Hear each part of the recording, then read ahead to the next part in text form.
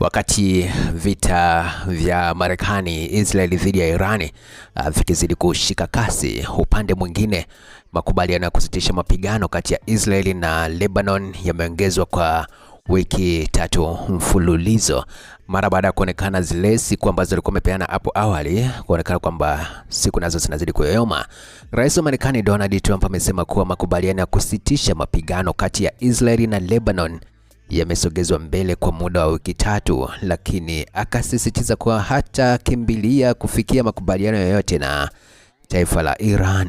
Rais Trump ameweka wazi kwamba wamefanya mazungumzo ya pamoja kati ya Marekani, Israeli, hali kadhalika kundi la Lebanon ambalo limekuwa likifanya mashambulizi ya kujilinda, na kusema kwamba pande zote ambazo zinagombana wamefanya mazungumzo ya pamoja, na mwakilishi alikuwa ni makamu wa rais JD Vance pamoja na waziri wa mambo ya nje ambaye anaitwa Marco Rubio, na ameweka wazi kwamba mazungumzo yao yalikuwa na mafanikio makubwa, na kwamba ameweka wazi kwamba Marekani itashirikiana na Lebanon ili kusaidia kujilinda dhidi ya Hezbollah. Na rais Trump alisema kwamba ni heshima kubwa kushiriki katika mkutano huo wa kihistoria, na akaongeza kuwa anatarajia kuwapokea waziri mkuu wa Israel Benjamin Netanyahu pamoja na rais wa Lebanon Joseph Aoun katika siku zijazo kwa ajili ya mazungumzo zaidi. Lakini pia Rais Donald Trump akizungumza na waandishi wa habari katika ikulu ya White House aliweka wazi kwamba anategemea mbeleni atazungumza kwa maana atazungumza na viongozi pia wa Lebanon, Hezbollah, lakini vile vile atazungumza na waziri mkuu wa Israel Benjamin Netanyahu, na pia atakuwepo waziri wa mambo ya nje kwa maana Rubio pamoja na Mr. JD Vance ambaye ni makamu wa rais wa Marekani. Sasa kumbuka kwamba moja kati ya vitu ambavyo Irani na wao wanavitaka katika mahitaji yao ni pamoja na kuona Israeli wakisitisha mapigano dhidi ya Lebanon. Sasa ukiangalia hapa hii kete, naona pia Rais Trump naye pia anataka kupita nayo hapa kuona namna gani ambavyo anaweza kumaliza vita dhidi ya Irani bila kutumia mtutu. Na naona kuna namna ambavyo anatekeleza mahitaji yao bila kusema wazi kwamba anatekeleza mahitaji ya Irani, kwa sababu ukiangalia hata hapa ameweka wazi kabisa kwamba hii haingiliani chochote kile na mzozo dhidi ya Iran. Lakini ukiangalia kwenye yale mazungumzo ambayo aliyafanya kule Pakistan ambayo yalishindikana, moja kati ya mahitaji ya Iran yalikuwa ni kuhakikisha kwamba mashambulizi dhidi ya Lebanon yanasitishwa mara moja.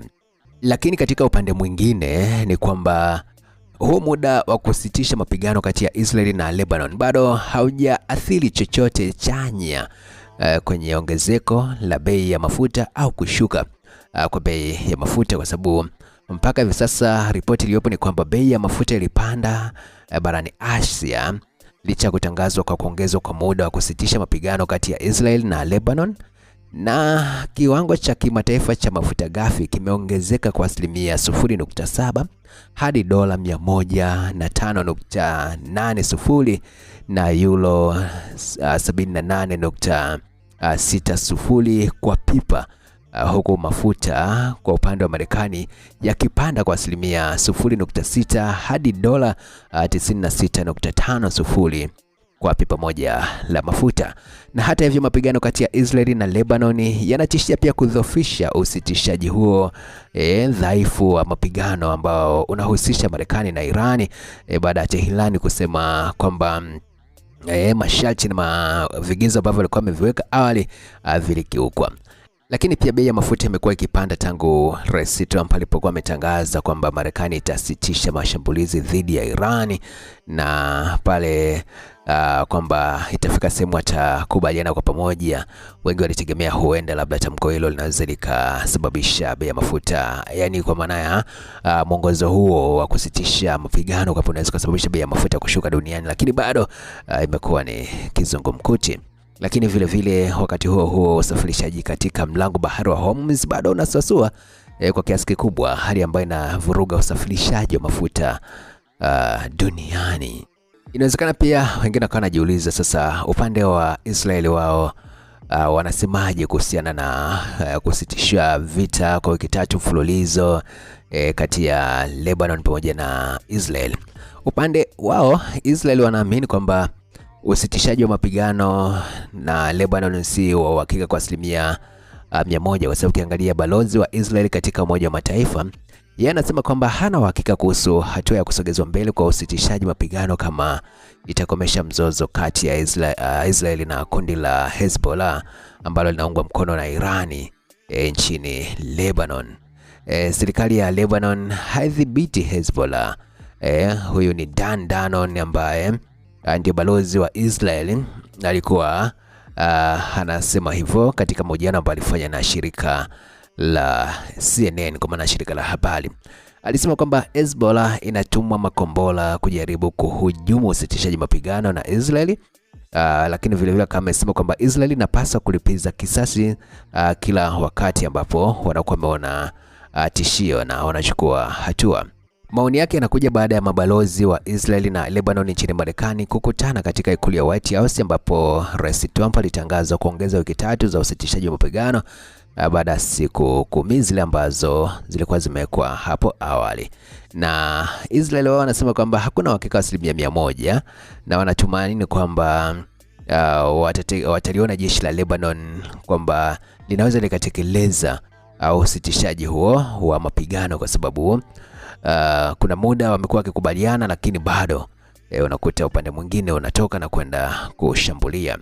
Lakini pia kumekuwa na jambo jingine ambalo watu wengi wamekuwa wakijiuliza, na mimi pia nimetamani kuwajuza kuhusiana na kombe la dunia ambalo Iran ni moja kati ya mataifa ambayo yamefuzu na kombe la dunia. Ujue linafanyika pale nchini Marekani, unaona wakati mwingine hayo yote yanaendelea, mizozo ya hapa na pale. Inakuwaje kwamba Iran watashiriki kombe la dunia au bado? Kwa upande wa Marekani wao wanasema Iran haijazuiwa kabisa kushiriki kombe la dunia ambalo linakwenda kufanyika Marekani, na waziri wa mambo ya nje wa Marekani Marco Rubio ameweka wazi kwamba hakuna mamlaka yoyote ya Marekani ambayo imewaambia wana michezo wa Iran kuwa hawaruhusiwi kushiriki mashindano ya kombe la dunia ambayo yanaandaliwa na shirikisho la michezo duniani FIFA, ambayo yanategemewa kufanyika msimu wa joto kwa upande wa Marekani.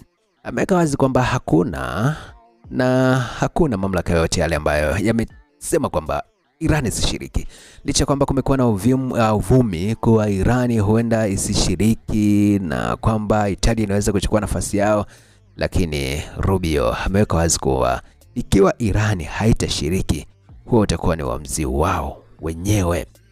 Rubio pia ameeleza kuwa haoni kama kuna tatizo kwa michezo wa Iran kushiriki kama ambavyo baadhi ya watu wamekuwa wakisema. Lakini katika moja ya vitu ambavyo vimewashangaza wengi kwenye maneno ya Rubio ni kwamba wasichoweza Iran ni kuingiza magaidi wa IRGC nchini kwetu na kujifanya waandishi wa habari au wakufunzi wa michezo. Anachokimaanisha hapa ni kwamba unajua IRGC hili ni moja kati ya jeshi la Iran ambalo linaaminika katika masuala ya ulinzi na hata upelelezi. Sasa anasema kwamba Irani hawawezi kuingiza hao wanajeshi, amewaita magaidi, unaona nchini kwao, na wakajifanya kwamba ni waandishi wa habari, lakini kumbe wamekwenda kupeleleza. Unaona kwamba pamoja anakuzungumza hiyo kauli, lakini pamoja na kuzungumza kwamba wapo tayari kuiona Iran ikishiriki, lakini bado kuna kauli tata ambazo zinatamkwa. Kwa upande wa Iran, wao walishaweka wazi kwamba kama mashambulizi yataendelea, amani haitapatikana, basi hata ile kombe lenyewe la dunia wanaweza hata wasiende kushiriki, kwa sababu hawezi kwenda kwenye nchi ambayo wana uhasama anayo na vitu kama hivyo. Kwa hiyo bado huu mzozo ambao unaendelea kati ya Marekani, Israeli dhidi ya Irani ni mgogoro, ni mzozo bado ni mzito sana, na ukiangalia pia Marekani sasa ndio hivyo wanapambana kuhakikisha kwamba basi njia inapatikana. Sasa ukiangalia Irani hawana ambacho wanakiogopa bana, na ukiangalia wao na Lebanon ni dam. Kwa ndio maana unaona hata hivi sasa Marekani inashinikiza Israeli kusitisha mapigano dhidi ya Lebanon, ili basi kuhakikisha kwamba amani inatafutwa na kile ambacho Marekani inakitafuta pia kinaweza kufanikiwa, lakini Iran wao mitego mingi ya Marekani wanaikwepa na vitu kama hivyo. Yapi ambayo yanajiri zaidi na zaidi kupitia hapa Umela Media nitakuwa nakujuza. Mimi naitwa Swagsaid, ndo ambaye nakuwa na nguruma na mambo yanakuwa vizuri zaidi. Nipe maoni yako, kipi ambacho nakiona, halafu mambo yatakuwa vyema zaidi.